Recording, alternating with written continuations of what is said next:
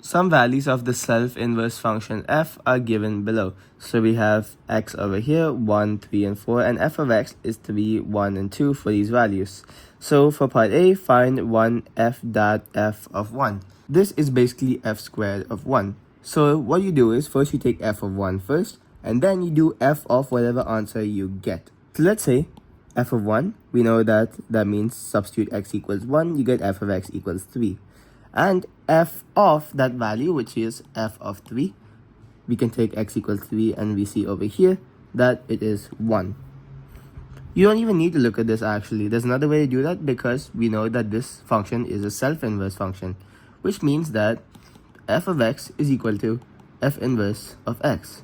So if you do f dot f, that means the same thing as doing f dot f inverse, and that is always equal to the original value which you enter. So this is going to be 1 anyway. Now the part 2, f of 2. So we know that f of x is equal to f inverse of x.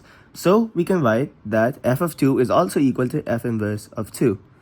And f inverse of 2 basically asks for f of x is equal to 2, what's the value of x? That's the same thing that f inverse of 2 gives us. So this value of x is going to be 4 because when you put x equals 4, you get f of 4 equals 2. So the answer is 4 here. And now for part 3, f dot f dot f of 4. So if we take f dot f dot f, we can first take f of 4, which is 2. Then we can take f of that value, which is f of 2, which is 4, as we know from here.